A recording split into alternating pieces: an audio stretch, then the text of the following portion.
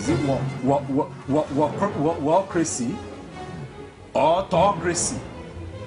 Or what type of crazy is that? Except crazy. News making the headlines. Black Maria is to carry criminals, trading looters that are in government today. Sometimes it gets confrontational. Slap you in the face. They don't put words into my mouth. Whatever it is that will bring our military to disrepute, I said to hell On with it. Core Digest, I want to know why I should be believing them. every weekday, we bring all of these together and take them to the court of public opinion. Everybody has a right in Nigeria. Where you are the judge.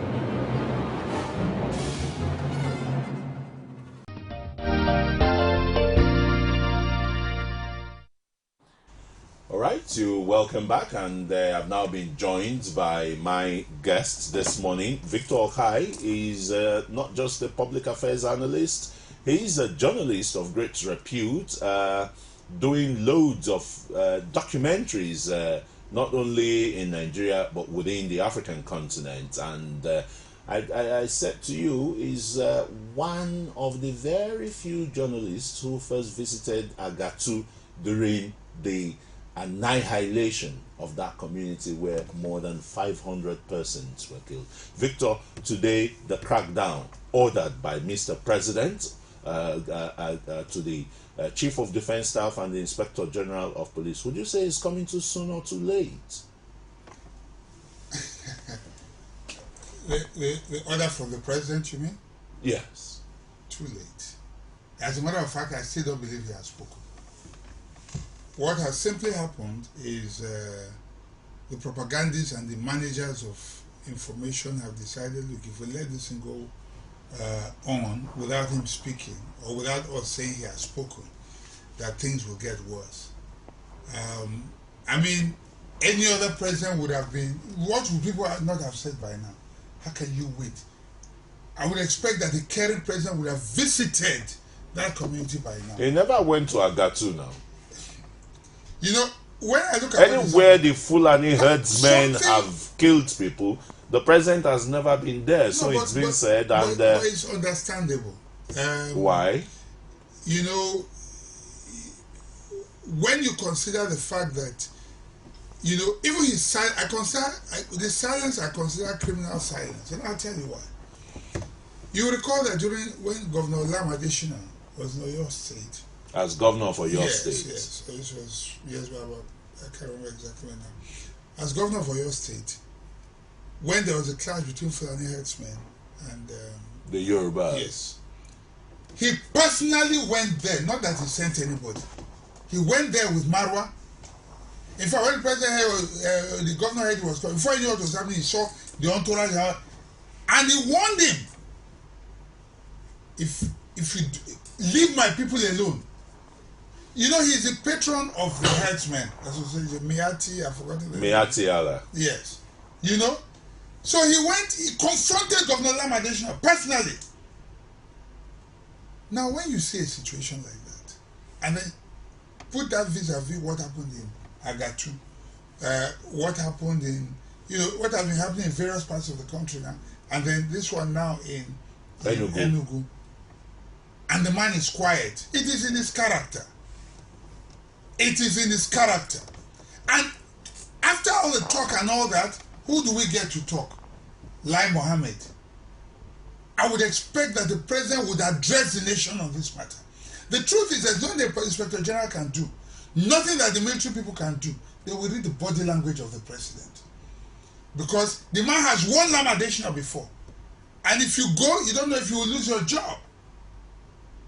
You do it, you might be like, And so they are looking at Oga to hear what will Oga say.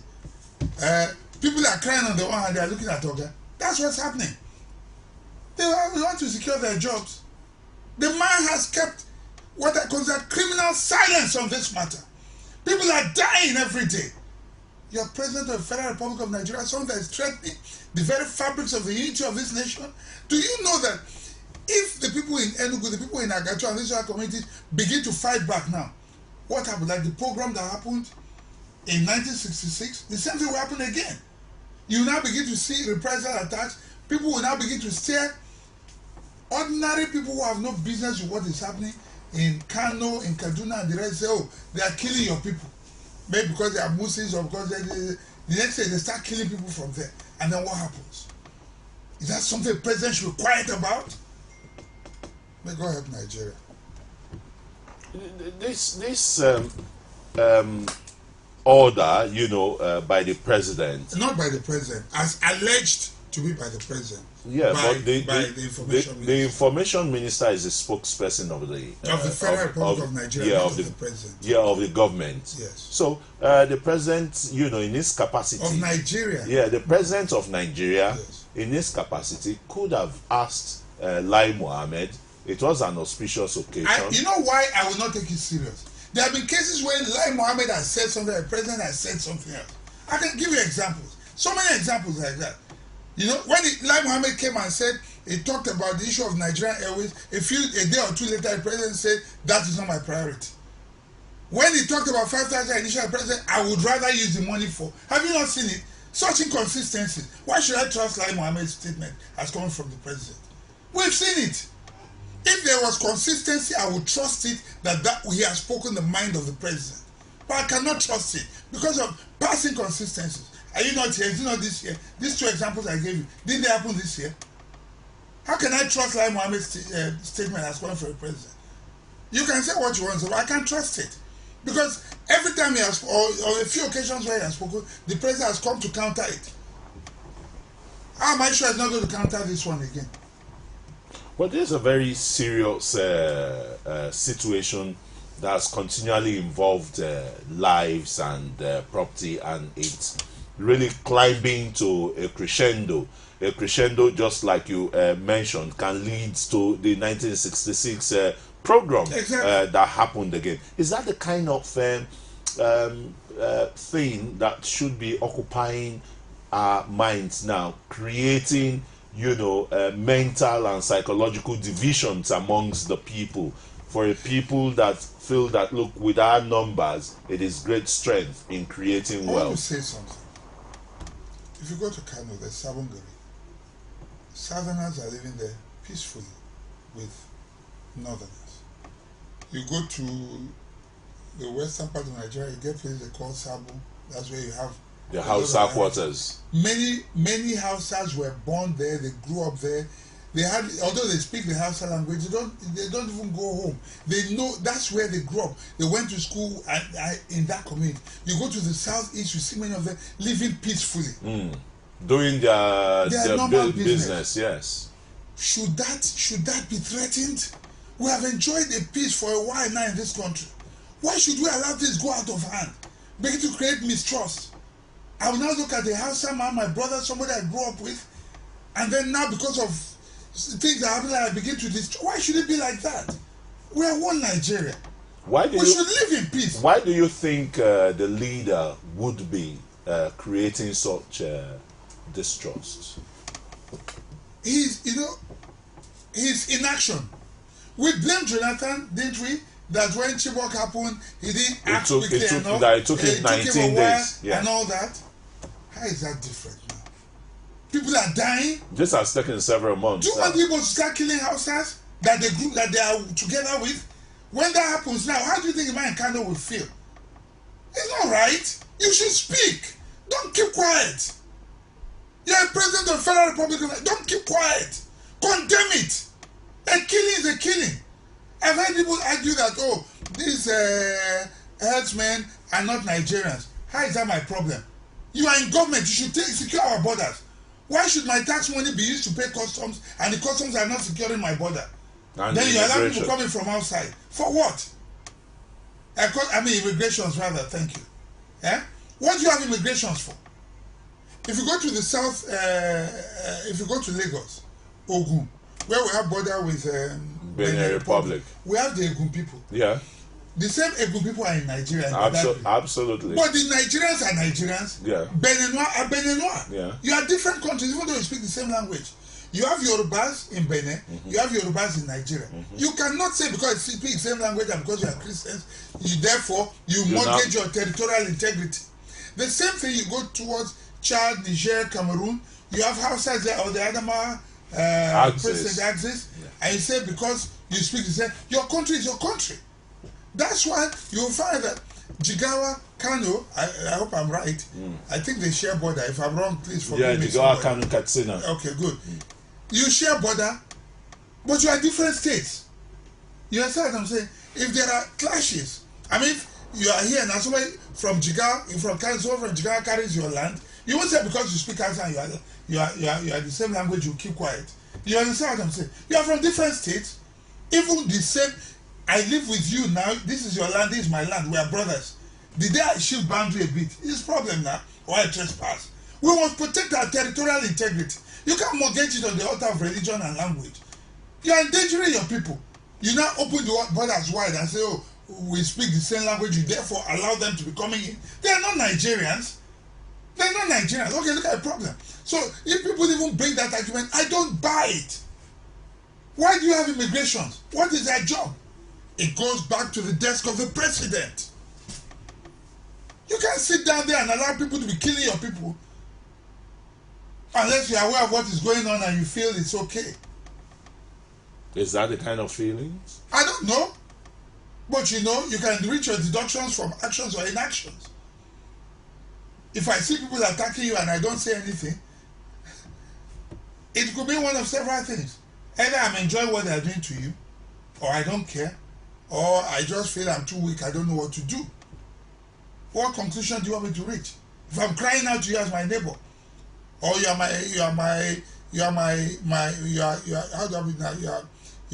supposed to be securing my life, and then you see people attacking me and you are busy doing other things, acting like it's not a problem. People are begging you to talk. People are begging you to talk and you are quiet. Do you know that one word from the president directly, the police they know what to do now. The army know what to do. All this nonsense will stop. But when he keeps quiet, I remember the Lam Additional issue, the Oyo State issue, then you already know his mind. I don't say anybody can convince me otherwise. Why should people be begging you to talk? Look what happened in Agatu. Was that not bad enough? And all that came out from the Agatu massacre by the Fulani herdsmen was getting the Minister of Agriculture, Audu Ogbe, who himself is from Benue State, to say that special grass or grasses were being imported from Brazil to stem the tide of the massacre. And quoting again verbatim the Inspector General of Police, Solomon Arase, saying that the Fulani herdsmen are not Nigerians, that they were coming from as far as... let him not annoy me with that statement. You are police and you are allowing foreigners enter your country. You have immigration, foreigners entering your country. You are even bold enough to say, and you are in government. For what? You are in government and you are saying that. You should resign. The whole government should resign. There is foreigners that are coming. That means we are not safe in Nigeria. Now, if you open your borders for foreigners to come in, then what kind of government are you? You are bold enough to tell Nigerians that you cannot secure our borders. Please, who says that? Which responsible government says that? There is foreigners. You open your mouth and you say that you are in government. Is there a political conspiracy in this, Victor? I don't know. I hope not. I hope not. Because I don't want to believe that the government is helpless or hopeless. Part of what this government, apart from corruption, the other thing they hammered when they were coming in, one of the tripods upon which they came in was security. Yeah, absolutely. And the Constitution has that too, the guarantee. No, leave Constitution. They sold the line of security to us. Leave Boko Haram aside. But they told us they were coming to secure us. People trust, I didn't trust them, I didn't vote for them. I make it boldly. I'm not hiding my own. I did not vote for them because I foresaw things like this. But there are those who trusted them and voted for them. Some of those who voted, probably in Agatu and other places, are dead today. the least you expect from your government and The party. the constitution, like you have said. I'm not talking party here. I'm not interested in party. Once elections are over, parties go to bed. Let government take care of everybody. You understand what I'm saying? Good. Now, the least I expect from them is to secure the lives of Nigerians. People who voted you and put you in there. They should not be suffering. They should not be going through these pains. No light. Many cities now, no water. Eh? The weather is hot, it's terrible right now. No fuel. And the Inspector General of Police is saying you cannot carry jerry can. That's the primary concern of securing Nigeria. I don't understand. I'm in darkness. If I have a new baby now, heat is almost killing the baby. You're probably so. You are not giving me light at night. You soak my the baby. Generator, I want to put fuel there. You say I cannot. What am I supposed to use to go and get generator? The modern cars, you can't draw fuel out of them. You can't. They are not designed for you to draw fuel out of them, like the old 504s of those days. The way it is now. And all you can say, is that not being insensitive? All you can say is, no, if we arrest you carrying jerry cans or selling jerry cans and all that. If you don't want people to carry jerry cans, give them light. Give them fuel. Is that too much to ask? Things are expensive now because the dollar has gone crazy. All you can hear is 16 years ago, 16 years ago. Who drives with their eyes on the rear, looking back? When you drive, you face forward. If you are busy looking 16 years back as you are driving, you will crash. You look at the mirror, the windscreen in front of you, and drive and face the road. You can't be looking back. Even when you look back, occasionally your side mirrors and all that, you just steal a glance there, but you focus. But you are busy saying, my favorite example is, if you are a coach of a team, let's use the favorite ones people normally use. Call it Man U now, for instance. Let's say it's doing badly, almost going to relegation. You fire the coach. You get a new coach. Then the coach, instead of bringing you back to the top where of the you league, belong, where you belong, he's telling you, oh, the last coaches that we've been having, is that what you were hired to do? No. You know, I just wish, this is 1 year old. It's already 1 year. I just wish this government will stop, talking and start working. I don't care what anybody says out there. I know viewers begin to call out, some will want to attack me and all that. But whoever attacks, I say to them, tell yourself the truth. Touch your pocket. Go to the market.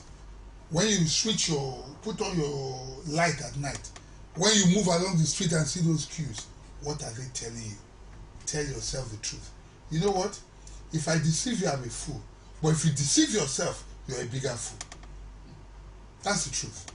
Let us begin to tell ourselves the truth. And I think people who love the president, and I know there are people who truly love him, they should call him and tell him. Not the people who surround him and tell, I said to you, that all is well. Don't mind these people who are talking rubbish. It is in 16 years.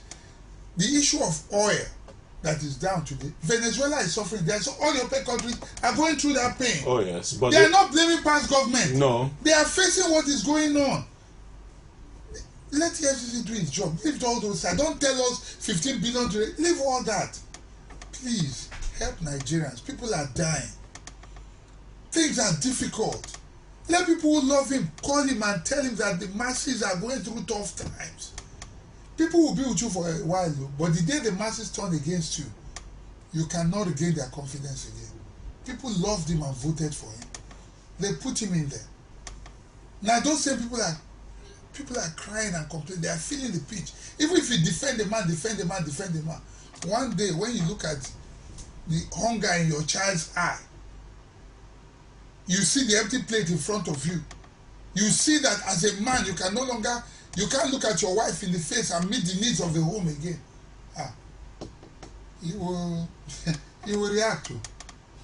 Because these people don't know what we are going through. They don't buy fuel. They don't pay for NEPA. They don't know what we are going through. That's why the IG can say, why should you take fuel to buy? Because it's not it's not a seat that is going to the police should arrest hawkers of fuel in jerry cans. Well, if the fuel is flowing, hawkers will not have any business. When fuel is flowing, do hawkers have any business? I just want to know, do you see hawkers? It's when there's scarcity you see hawkers. In any case, if those people are not hawking, they may be on the streets committing crimes. That is also providing job. I'm not supporting them. So the fuel should be scarce then, because No, some people are benefiting from it. No, that's not what I'm saying. I know. But let me also say this. As bad as it may seem, these hawkers, in a way, are helping the economy. You know why? I may not have to, if I leave my job and go and spend 10 hours. Imagine you now. No, there's no way I can. Can you? No way. But if you are moving along the road, that guy has bought it, you don't mind paying a little extra. I'm not justifying them. By no means, please don't get me wrong. Yeah. But if you don't want hawkers, give us fuel. That's the point. Absolutely. Absolutely. Give us fuel. All we are saying is give us fuel. I look at people who are going to occupy the National Assembly. I say, is that the problem right now? You are not going there to occupy Aso Rock. You are not going to talk to people who are causing problem for you. There is a plan to march to Aso Rock now. When? Who is planning? What? Deep story. You don't have a labor movement anymore. They are dead. Students, union leaders, all they are doing is giving awards to politicians. I've never seen such a thing It's before. ridiculous. They are giving award to politicians. Everybody is silent. The likes of the late Ojo Akintunde just suffered in vain for Nigerian students. When a few people like us talk, they say, leave politics alone. The students' union leaders go to collect monies, you know. They collect millions of naira now giving awards. Have you ever heard Nance doing a statement condemning these killings? Even Asu, Sisanu, Nupeng, Pengasin, where are they? They've sold their consciences. They've sold their conscience, rather. Okay, we'll ask more of those questions, you know. Let's go on a short break now. And when we return, we'll continue to look at the crackdown on marauding Fulani herdsmen. Is it coming too soon or too late? Join us. VAT, Value Added Tax, is a tax paid on all goods and services and remitted by the seller of the goods or provider of the service to government. 5% VAT is added to the total cost of goods and services in Nigeria, and when remitted to government is used for funding development. The VAT you pay will be used by government to develop our transport infrastructure like roads and railway lines, to continually improve our educational sector by building more schools and upgrading existing ones, to provide adequate security and a better quality of life for us all. Pay your VAT. Make your contributions to the development of Nigeria. It pays to pay your tax. This message is from the Federal Inland Revenue Service. For topical issues, Nigerians must have something to say. Arms. We don't need arms for anything. Let them put it into education. They need to buy another arms now. What are they fighting for? Who? Government should deal with them squarely. Please help us bring back our guests. No money, no markets. We are dying. Everybody is crying. Nothing. Any man God support, no man stops. It's a prophecy I believe he must have received from heaven. Yes.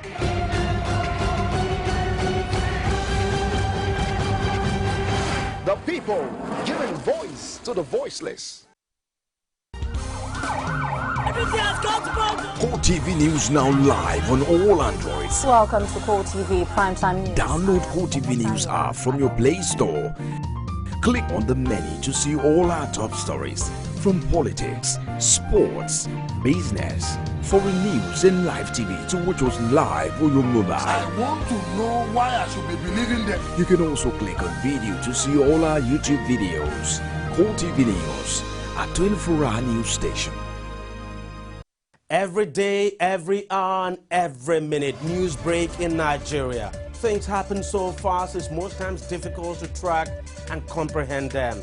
But that's what we do right here on Digi360. 2015, would you want to come back again? It's like asking Jesus Christ if he knew he was going to die, will you want to come back as the savior of the world again? We do not just help you track the stories, we break them down, explore all the angles, analyze the issues so that you can fully comprehend the stories and use them to make the right decisions.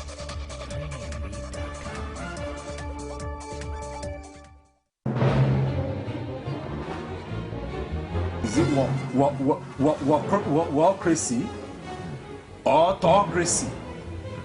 Or what type of crazy is that? Except crazy. News making the headlines. Black Maria is to carry criminals, treasure looters that are in government today. Sometimes it gets confrontational. Slap you in the face. Excuse me, don't put words into my mouth. Whatever it is that will bring our military to disrepute, I said to help on Core Digest. I want to know why I should be believing them. Every weekday, we bring all of these together and take them to the court of public opinion. Everybody has your right in Nigeria. Where you are the judge.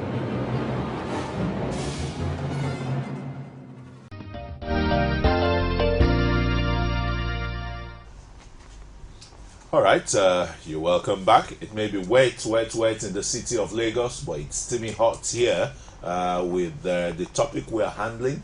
It's one that pervades the fabrics of this nation. It's the one that some people fear could cause a revolution, an unprecedented one because of government inaction all this while until less than 24 hours ago.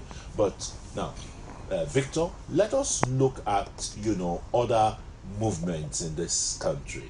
The Nigerian Labour Congress, the academic and the non-academic unions, the students' unions, and the rest. Nobody, there's not one coordinated no movement. voice. You call them movements. No movement anymore. No movement anymore. They have been compromised. They've sold their souls to the devil for a morsel of porridge. That reminds me of Dr. Faustus. Yes. Mm. When you see, let me tell you the beauty of opposition. I will use business to illustrate it. Until telecoms was deregulated in this country, the way it was going to get a Nitel line, it got to a point where you will pay over 100 and something thousand of those days, not of today. Yeah. Imagine the value of that 100 and something thousand as at today. You can imagine. I know. And then when the first few GSM companies came, they said, per second billing will not be over until real competition started. Glo came on the scene and demystified them. If a government does not have a position, they will go to bed. They will not owe the public anything. They will just do whatever they want to do. The beauty of opposition is it makes you sit up. It makes you want to prove the opposition wrong. It makes you, fight to make things happen, because you know that if you don't make things happen, you can be kicked out. Unfortunately, they're trying to muzzle the opposition through the courts, through intimidation, through blackmail, and all sorts of strategies. And in the meantime, because people are still blindly supporting, nothing is happening in Nigeria. If there was true opposition today, I can assure you the fuel queues would have disappeared. Opposition not only in terms of party, but civil society. They've gone to bed. They are in bed with the government of the day. They are in bed with the government of the day. Civil society is in bed with the government. Where were those who led Nigerians to occupy? They are in bed with the government of the day. To occupy all they are waiting Lagos for now is kill and divide. When will the appointments reach my turn? They are waiting for their appointments. That's what they are waiting for now. So they are now defenders of government. We no longer have a conscience in the nation. Even our musicians now are no longer a conscience of the nation. Time was when people like Fela, Soli Okusu, when people will stand up and condemn. You do that as a musician now, and they will even say, they will not patronize you. Nobody can talk. Poets, writers, who are the conscience of the nation, all dead. And when they feel forced talk, they say, shut up. Is it Labour, Labour that should be fighting for Nigerians now has gone to bed. salaries have been the same. Although I hear recently they are making a proposal. All that, as far as I'm concerned, is just doing. No, that they want 56,000 naira minimum wage. Doing what? They will settle them now, or they will threaten them now, and everything will die off. 18,000 minimum wage for how many years? Meanwhile, electricity has gone up. Fuel prices have since gone up since the time it was 18,000. Cost of goods and services have gone up. House rents have gone up. Everything has gone up. I don't know how, if not for God, I don't know how Nigerians survive. And we have a labor. Should they not be fighting at a time like this? Nothing, they are not doing any effort, they are just sitting there patronizing government. Instead of you to face things squarely, you are playing the politics government wants you to play. Politics of Saraki and the CCT and this and that. Is that what our problem is? Let the courts take care of all that. That's not our problem. That's why you have a court. Let the courts handle all that. We should hold government accountable. But Labour is not. Student union. Look at education has gone to the dogs. Everything, look at. People are coming from abroad every day. I expected the students union to be fighting all these American schools, British schools that are coming here to recruit. To recruit every day. Go and picket them anywhere where they are meeting. They are coming to all these hotels. No, but Victor, why would you go and picket them now? Is it not a free economy that we run? Well, why would you be picketing them? They are coming to do business. They are going to do business. Yeah, they know that you don't care about your own educational system. Yeah, because you see, of course, the big men will not carry their children and send them abroad. That's why Nigerian education will remain the way it is. Nobody cares. Student union is not talking. Civil society, the food in their mouth is now full. They cannot talk. When people like us talk, they say, shut up. Election is over. That they've not given you appointment yet, Victor. Me? Who is giving me appointment? People like us will not be. What are they giving you an appointment? They will not. No, because of the Nigerian experience, they'll say, we've heard very loquacious people will tear government apart, but just make them one DG or something. Now they keep quiet and the rest and things like that. But let's come back to this issue before we open our phone line, Victor. If you look at the situation at hand that has enveloped this country, we shouldn't deceive ourselves. You look at the statement credited to the Director General of the State Security Service, and like you said, the quietude of Mr. President. Would you say that we have... My language was criminal silence. Yeah. Don't repeat it. Oh, okay. I repeat my language. Okay. Criminal silence. Okay, your language. Because it's complicit. Okay, you know that I was trying to repay it. Yes. It's all right. And you score all this together. Would you say that we have on our hands nothing but a threat to the peace of Nigeria? Even the people in SSS, the DSS, they are feeling the pinch that you and I are feeling. You know why? They go to the same market. They go to the same market. Their wives go to the market now. Don't they send their children to schools? Their salaries, what difference has been made to their salaries? They feel these things. They are like you and I. You see, the only thing is that because you have to be loyal to the government of the day, so they have a duty to just remain loyal. But they know the truth. Unfortunately, especially those at the top, because they want to secure their positions, they will see white and call it black, or see black and pretend it's white. But God is judging everybody. Because you see, if I heard a story recently, I don't know if it's a movie or whatever, someone was narrating a story to me about a teacher who helped students to cheat during the exam, during the WAEC and all that. One of those children, some of those children, she helped to cheat. Years later, because they have already imbibed that culture of cheating. Of cheating, yeah. Or fraud.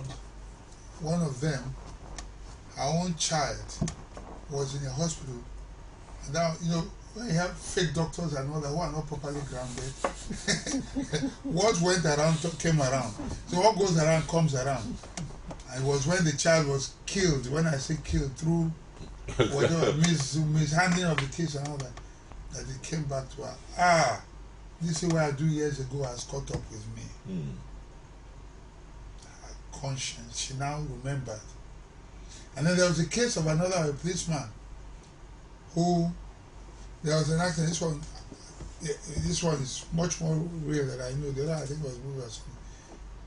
The spot where a drunk driver or something, I think, killed somebody in an accident. He compromised, took bribe, and then set the killer free. Years later, after the child had gone abroad, when that child came back from abroad, I think the same day or the next day, at that same spot, a drunk driver came, knocked that child of his, and he died. When they called him, he came there and got to that spot.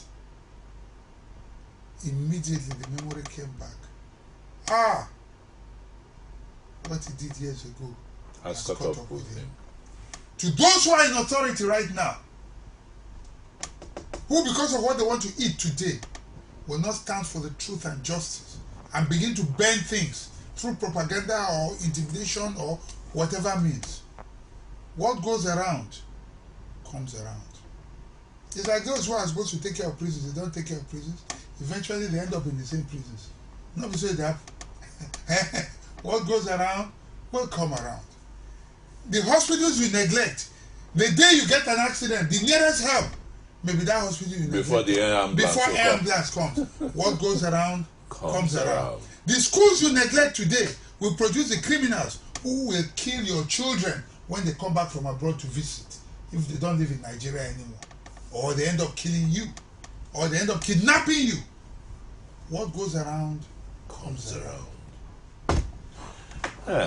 What goes around comes around. Okay, I'll be throwing the line open in a moment, and as usual, the number to call for our international callers, you at +234 816 481 8001. I'll take that again for the benefit of our unsighted viewers. The number to call is +234 816 481 8001. Do call us and be part of this discussion, but please mind your language. Be couth in your submissions. Be brief. We want great brevity. I've not even finished, and already there is a caller. I think so, but would get to know who that caller is. But Victor, let me quickly ask this again. Our security agents or agencies have not been able to pinpoint 100% for us whether these marauders are just Fulani herdsmen. Some people are saying that there could be a kind of disguise from the Boko Haram insurgents. Boko Haram is bold enough to say and claim if they do anything. They are not afraid to take responsibility. Let's hear Mba. Okay, let's get Mba on the line. Yeah, good morning, Mba. Yeah, thank you very much for joining us. Good morning, gentlemen. Okay, go on. Good morning. Yesterday I called and what about the cattle rearer. It's quite unfortunate issue that we should be discussing about cattle rearer in Nigeria. Everybody has his own business. If you have your business, you do your business in your own domain. Yeah. Or you have a particular market where you go and be selling your goods. I'm not intriguing into people's farmland. It's unfortunate. And you see, what I'm trying to say is, if today Nigeria, where everybody are equal, this thing will not be happening. We are not equal in Nigeria. Like what the gentleman is saying there. Look at Dubois border, open there in the north there. People are coming for political motives because you ask him. The borders that are open, is it for political motive? It is for political motive. These people come so that the power will remain there.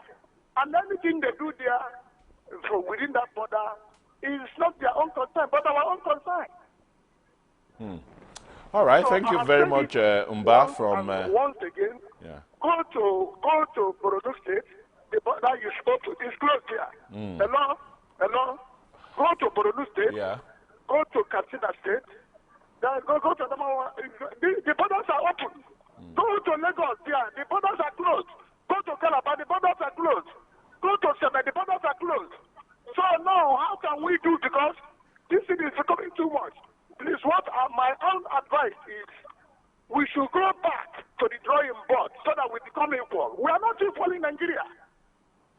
All right, thank you very much, Umba from Niger State. Umba is saying here that it's like there are two sets of rules, you know, for the Nigerian nation. But let's go back to the question I asked earlier, Victor. Do you think wholly that these attacks are by Fulani herdsmen? Boko Haram are not cowards. When they attack, they tell you they attack.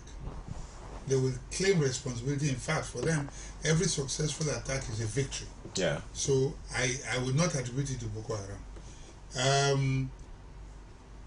Can it be a coincidence that the people in Agacho are saying Fulani herdsmen? The people in Elgo are saying Fulani herdsmen. The people in Ondo State are saying Fulani herdsmen. Even in Delta State, in Okwani, Isoko. So can it be a grand conspiracy by all these people? Or is it that they're blind, you know, and then they don't know what the herdsmen look like? I mean, we're not children now. Let's stop playing propaganda with people's lives. This is real. Everyone knows these are people you see every day. You will know if you see them. They're not blind. We're not blinded. We know who they are. If all these people have said so, eyewitness, there's no room for eyewitness anymore. I'm not saying there should not be room for investigation. What should be investigated is what the motives are. But as to who the people are, I don't think it's in doubt. There are eyewitnesses. The people who are victims have said who attacked them. If there is a failure on the part of government in all of this, Victor, shouldn't the government is not even talking about compensation? It's not talking about rebuilding some of these communities like Agatu and the one that has been flattened completely? You see, when you are your own government, you take care of your water, you take care of your roads, you take care of your... okay, let's just quickly join Babatunde in Kaduna. Good morning, Babatunde. Good morning, sir. Yeah, thanks again for calling in. Thank you. All right. On the issue of the herdsmen's attack, the question is it this first time, is it this year they are just starting? There have been the recurrent history of the attack for over past 4 years. Yeah. Even 10 years. I can remember in my own state, Kogi State, the Kogi Western part, there was a time they attacked. In fact, in my own area, in my own village, they sent them out because they were not having a good relationship again with the farmers. And these problems have been for over years. The past government has failed to implement things that will benefit for the futures on those kind of issues. And now they are showing, they are gathering more momentum now to resurface. The issue what we should be discussing now is what can they do now to stop it for the future? Not that the government is not doing anything, but they might not have a smart people, intelligent people enough that will give them enough advice on these things. And the people that are close to them in the rural area, the issue of like a porous border in the northern part and not porous border in the Lagos. The mass land in Maiduguri is almost equal to the same as London City, 70,000 square kilometers. And the issue is, last year when they were doing recruitment on immigration and they released for you, we can see a lot of corruption that took place in the immigration recruitment, which their major function is to guide our borders to check in people that that are coming. And while your commentator in your studio was saying it's very wrong to blame the past government, it's very right to blame the past government. Because their failure in the past will affect the present. And the present government needs to do more. We expect them to do more, a lot of things. We expect them to do a lot of things. And the protests that you people are complaining about that they are doing in Abuja against Senator Saraki. Saraki is the top personality in the nation that should make things forward. We expect it. Let the protest start somewhere. Let the youth do something from somewhere. Because all over 80% of the youth are corrupt. Anytime you ask them questions, they will tell you one day I will get to the position and I will pack my own money. It has been the result of the past. I'm a youth too. I know what my fellow youth are saying. The schools are deteriorated. Examination practice is highly encouraged. As a result of failures to develop in the past, which we are facing today. And if the present government fail again, the next government that will come in, they will still need a lot of things to deal with. That's the only few things I have to say. Thank you. Thank you very much, Babatunde. Well, Babatunde, you know, trudged back and forth and the rest. I and like trying his, to. I like his views. Yeah. I mean, he tried to be very objective in talking and all that. I don't see anything wrong in what he said at all. The thing is, for me, the issue of looking back, looking forward, I stated quite clearly. Leave the courts and the good athletes during the course of a race never looks back. It's forward ever. Apart from that, let the courts do their work and let the government people do their work. We have a judiciary. We have executive arm. Executive arm is to rule, is to govern and make things happen. Judiciary, legislature is to make laws. Judiciary is to implement interpret the laws, exactly. Let each one do its job, and Nigeria will be okay. But the minute the executive starts doing the work of the judiciary and doing the rest, it will not have time to rule. I mean, to govern and give us the benefits of governance, of good governance. That is my problem. You know. But you believe strongly that these attacks are coming from one direction. Well, I don't know about one direction, but the thing is that, you know, somebody has to say, and you know why I think these people can be mobilized easily? All of them have radios. One of the languages that VON, Voice of Nigeria, broadcast, Fulfulde. Yeah. Fulfulde is a Hausa language. Okay? You are Fulfulde? Okay, well, fine. Yeah, let's quickly take Ifeanyi from Kaduna. Good morning, Ifeanyi. Good morning, my brother. Yeah, thank you. Hello, Ifeanyi, go on. Yeah. Hello. I want to comment on the issue of Minister of Information and Culture and Tourism. Go on. He said, like yesterday, I read it was commenting that Mr. President is silent and he wants to handle the problem of Fulani silently. Every Nigerian will enjoy. So on that note, I'm wondering why he's not handling the problem of Boko Haram silently and issue of militants and Biafra IPOD of a thing silently. So I'm thinking that this present government is not doing us well. They are deceiving us. They are showing us an issue of tribalism or ethnic something. How can somebody travel from here, from north here down to east, and begin to kill people? He is a Fulani by tribe, and they keep silent on that issue. Just like what the commentator in your studio was saying. He could not be able to utter just a word. But when he uttered a word, just a word, you know, the army and soldier will take action immediately. And the issue of that, those borderers, they will know their position and they will know what to do. And the issue of borders of a thing, the issue that we don't have security. If they will follow my own opinion, they should legalize everybody to carry arms so that I can defend myself. I'm a family man. I'll be alive and somebody come into my house and kill my children. And if the venture went out to acquire firearms, the government will say, you are a criminal. Why should you do that? The police will arrest you immediately. Yeah, that is it. All right, thank you very much, Ifeanyi. You know, it's not a laughing matter. You get the point. If Mr. A is allowed, you know, to carry arms and you turn a blind eye to it, then why would you stop me? But that's the implication of silence. Silence will result to self-help. That's what I was trying to make earlier on. That we have resorted to self-help in most areas of our lives. You go to your street because you are no longer sure of security from the police. You employ your own the OPCs, and all of that.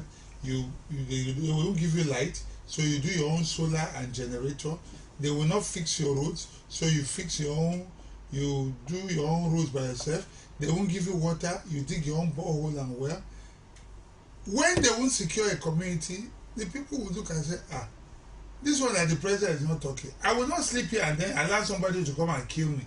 You will soon begin to see people begin to send arms to their families in the village, so in case they come, because the government is not protecting you.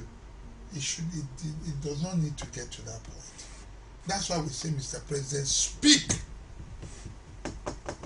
Don't keep quiet. What you say is important. When you speak, it instills confidence, it will instill fear where it should, and confidence where it should. But when you're quiet, you are dealing with it quietly. People will begin to suspect that maybe some of the people carrying those things, he doesn't know exactly where his own cows are. The 150 he declared, maybe it's from one of those Fulani men. And if he how many times would they be declaring? No, 150? I don't know. Maybe they don't. Not, the ones in excess he's using for election. The ones in excess of 150. The only one after 150 he will use to fund his election. You know, so but let's just say 150. Those 150, he does not know where those 150 are. Maybe they're in Agatu, or maybe they're in Uzawani, or what do you call that? Yeah, it's Uzawani. Is it Uzawani or Gowani? Uzawani. So maybe if he says it now, they will kill it and he will lose his cows. Okay, let's go to the nation's capital in Abuja. And good morning, Alex. Good morning. Yeah, thank you. I really want to contribute to what is the discussion that is going on right now. Please go ahead, Alex. Okay. I really like what your guest is saying there. Actually, the way the Fulani henchmen and the silence of the president is really annoying. I don't know, maybe because he's a Fulani man. Because the silence, because they say silence means consent. I don't see any reason why, even from the one information minister said, information minister, the president spoke to the information minister. And we are not sure that, because he has said so many things which the president later come to counter. Even as he stands, we can't even be sure that he is the one that the president even ordered him to say that. What will it cost the president to come out and say what the Fulani henchmen are doing is bad, and he keep doing hide and seek, and the way things are going, if this issue is not properly handled, because we are getting information that a lot of people are planning to do so many things. So if something is not, if urgent steps are not taken, the thing may cause ethnic crisis. So I think we should call Mr. President to order, not people that are going to the National Assembly to say they are fighting that Saraki should resign, National Assembly should do this. This one is more because it has to do with life. And they are they have gone to southwest, south-south, southeast, everywhere. So if something is not, if urgent steps are not taken, I'm afraid that something seriously is going to happen. So you media should use this platform to make sure that Mr. President should be talked to. Because if something is not urgently done, I'm foreseeing danger. And we used to say, see danger and apply caution. Thank you and God bless you. Thank you very much, Alex from Abuja. Well, we are using our platform, to reach everybody, those in government and you, the viewers, too. And that's why you can air your view undiluted. Isn't it, Victor? Well, yeah. If they will listen. My problem is people in government are held captive. They are surrounded by sycophants who always tell them, like I said, I call it wrong mentality. No, Victor, don't they read the newspapers or watch the television? I don't know. This issue about selective perception, you want to see what you want to see. You want to read what you want to read. There are people you label enemies. I tell you, there are patriots in this country. People who truly love this country and who want government to succeed. Who will see what is wrong and tell government. But then again, there are those who say, those are your enemies. Mr. President, see what they said. Don't you see? This one doesn't like you. The other was talking on TV or he wrote in the newspaper that this or that. And so they poison their minds. Those people for their own selfish reasons. What have we said now that will not help any president? Should we keep quiet and say to the president all is well? Then when the people of Uzawani rise up now and start killing people they've been living with at peace all this while, innocent people are the ones who will die. That's what usually happens. The marauders will come, do what they do and go away. Then out of anger you come now, the nearest Hausa person you see, who has not done anything to you, you just pounce on him, kill him. When his family here in Kaduna or Kano, they say, they pounce on an innocent Igbo man that has been living peacefully with them all the while. At the end of the day, what happens? This is why we must talk. This is why the president should listen and stop hearing the cacophony of sycophants that are around him, telling him that all is well, that there is no problem. All correct, sir. Nigeria is moving very well. You are doing perfectly well. That's not what he needs at this point. We are doing what we are doing now. Are they listening? If the president was listening, did it have to take this long for a minister to come and speak, not even himself? Shouldn't the president have, to show good faith, gone there? Abi Obama not the do am? Even with only one person killed. When one person is killed, they will go. Look at the one in France. Not talk about the people that died. Look at what happened in Agatu. The whole village wiped out. You can't even make a statement. Then you are running after militants, swearing that you will do whatever it is, I don't know, to them. Not that those ones are killing anybody. Then you are swearing that you will deal with the Biafra agitators, who are not killing people, but all they are asking for is just certain level of freedom. To be recognized. Yeah. Okay, let's put freedom. They just need recognition. Yeah. Hello, Pascal. Good morning. Pascal is calling us from Benue. Let's just quickly join. Yes, I want to contribute on your discussion. Please go on. You're free. One of my cousins in Buruku local government in Benue State. Yeah. Local government. There are about 3 local governments that are attacked by these Fulani people. Guma, Taka, and Buruku local government. You see, like me, I keep pigs, but then I confine them and then I buy feed and feed them. I don't keep them on free range so that they'll destroy people's crops. This is what the Fulani people do. They allow their cattle to come and feed on our own crops. It is totally wrong. And they're intimidating us seriously. Even right now in Buruku local government, these herdsmen are there, intimidating people, eating our crops. There's serious famine now in Buruku local government. Our farmers cannot grow their crop, and as such, and we just have the rainy season that we cultivate crop. So we should be allowed, the government should take serious action on this. I suggest that they should legislate, the National Assembly should legislate that these Fulani people confine their animals, buy feeds, and feed them like they do maybe in other places. So if they can do that, I think this problem will be solved. Right now, as I'm speaking to you, Fulani herdsmen in Buruku local government intimidating and destroying our crops. Thank you very much. Thank you very much, Pascal. Yeah, that's quite horrendous, you know. You just, that's army of occupation.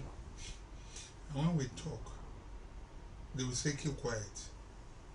Because you have a president who can do, an emperor that can do no wrong. We can't continue like this. That's a man, he said he keeps animals. Yeah. But he restricts them. That's normal. You can't use your own to destroy other people's own now. It doesn't make sense. That's your business. You should look for raw materials for your business. You can't go and steal another, because that's what it is. In fact, this is armed robbery. I think they should be tried for armed robbery.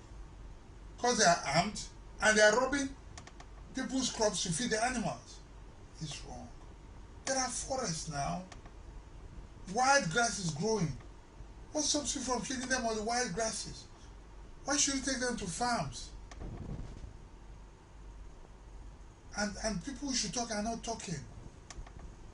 For how long? Let me ask you this again, because a lot of insinuations have been made about this. Do you see any religious connotation in this?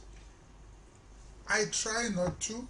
I mean, people have alluded to the fact that, you know, people want to overrun territories and all that. Me, I just want to have a pure, neutral heart. I have great friends, Muslims, wonderful friends till tomorrow. People I respect and who respect me. We live peacefully together. And I try not to use the actions of a few to judge the majority. Yes. The acts of the Fulani men is what it is, the Fulanis. You know, the herdsmen. There are the town Fulanis. You know.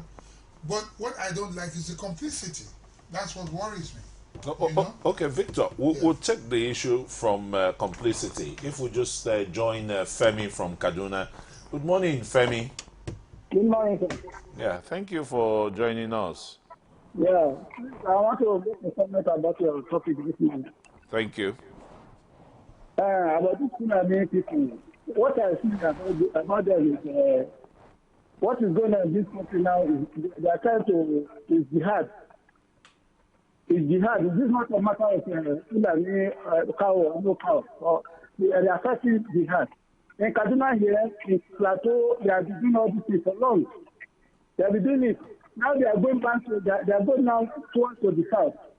So that the Arab country will know, they will be thinking that they are capturing Nigeria and they continue to pump money and ammunition to them. We Nigerians, we have to take hold of ourselves. We have to prepare for them. Everybody should go on ammunition. Keep your ammunition, hide it in the daytime. In the night, carry your gun to do your pin in the night. Because anything, it can happen anywhere. If they put security now in any good, they put security in Benin. Tomorrow they will go to another village where there's no security. What I'm saying is that everybody should prepare. This is jihad. We are not in Usmanafolio in time. Where they can say part of Yorubas are northerners, or part of Igbos are northerners. Why can't they create part of northern to be part of Yorubas, or part of northern to be part of Igbos? If we really want one Nigeria, who is deceiving who? We know what is happening. Buhari kept kind of doing Boko Haram. If you don't say anything, when Boko Haram were killing people. The Muslims, they keep quiet when Boko Haram were killing Christians. Until when they come back, when Boko Haram come back to them. Before now, they are talking about good luck. Condemning good luck. Say that good luck is not to kill the outside. So we know what is going on in this country. If Nigeria cannot stay together, let us find solutions to everything. We cannot continue to die. Me, I'm prepared to die and fight for the Biafra, to fight and die for Nigeria again. Let everybody prepare. This is jihad. It's not matter of Fulani. All right, thank you very much. Victor, the complicity here now. He's even, Femi from Kaduna is convinced that this is a religious annihilation. I'm just trying to refrain from going in that direction because I think whatever we say should build us together rather than scatter us. But why I talked about the issue of complicity is when people keep quiet in the face of what's happening and do not condemn it, then I think it is wrong. It is at moments I want to hear voices like Lamido Sanusi come out outrightly and condemn. It's at moments like I want to hear the Sultan of Sokoto come out rightly and condemn, because what is wrong. They know the implications. Unless you are supporting what is going on, or you are enjoying watching on the sideline what is going on. It started like that with Boko Haram. At the time before they started attacking them, you know, they were watching on the side like cheerleaders, you know. And they kicked against the emergency declared by the administration that they didn't want in the Borno Yobe elders until the and they started killing them. Was his traditional title now in Borno State. You know, he was attacked in the mosque along with the deputy governor, and his turban, you know, was blown off. So you know, it's starting like that. The Shehu of Borno. Yeah. Okay. Yeah. So people are just watching on the side and enjoying it. As long as it's Christians that are being killed, it's okay. As long as they are Kafiris or whatever, it's okay. What I said, what goes around comes around.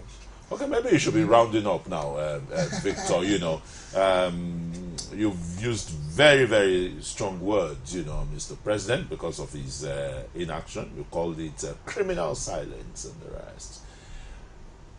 But with the myriads of security agencies, the NIA, DMI, and the rest, you know, is it just the petty crimes they always run after and things like this, they are overwhelmed? They're not overwhelmed. They're not incapable of, neither are they weak in the face of what is happening. They know what to do.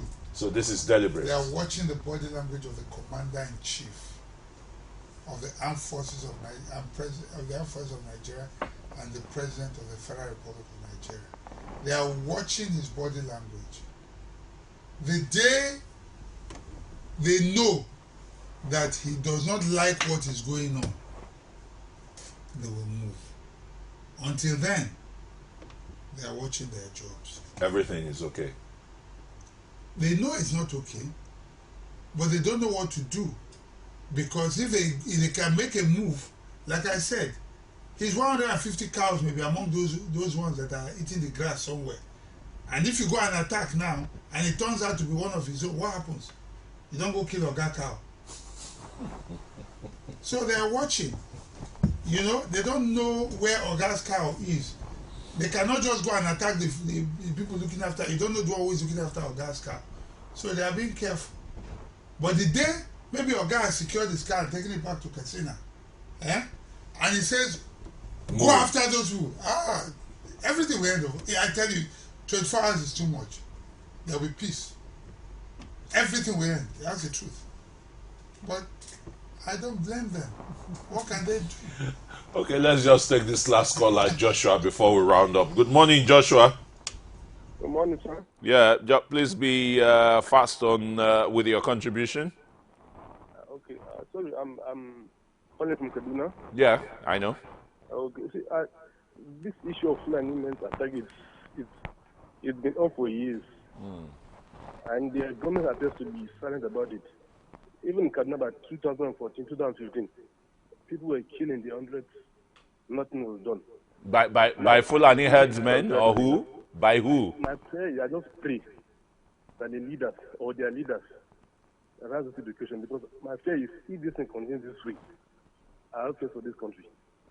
Because now the question is this: if this area, these people are attacking, rise to and attack the Fulani, I'm telling you, Nigeria will be on fire. But because it's them killing people and nobody saying anything, nobody's supposed to be bothered about it. But I can assure you this: if the Igbos rise up today, or the Agadis rise up and start killing the Hausas or killing the Fulanis, I can tell you Nigeria will be on fire. Why this? It's unfair. I think it's unfair. I think the government and their leaders, especially, it's not the president, but their leaders, they have leaders all over the country. But everybody seems to be silent about it until this thing drags us to a point where we're going to kill ourselves. I think it's wrong. But I've been in my life, and I've seen this thing several times. When they kill other people, everybody's silent. But when others kill them, it's a different thing entirely. I think the idea must stand up.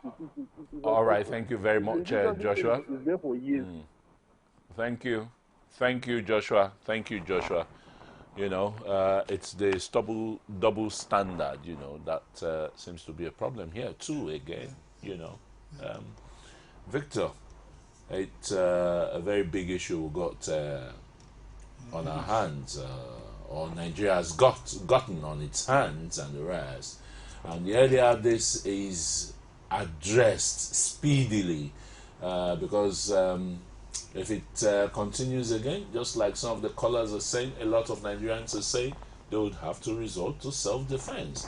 The Christian self-help, you know, the Christian Association of Nigeria has called, you know, its adherents to resort to self-defense.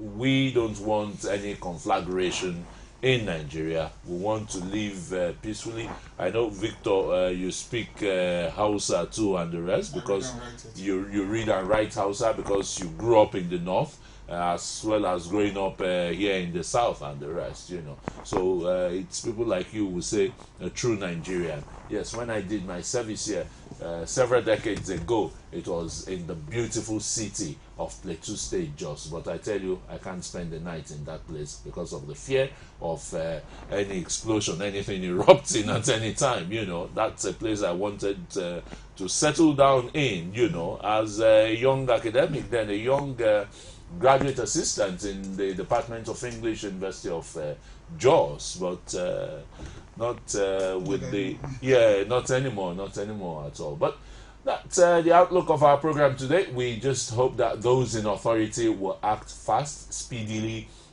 and not do anything that is going to set this country on fire. It is said that no one country survives 2 civil wars. We are not asking for it at all, and we're not asking people to go on the street and start causing any confusion. We want to believe that, yes, this matter will be addressed and nipped in the bud in no time.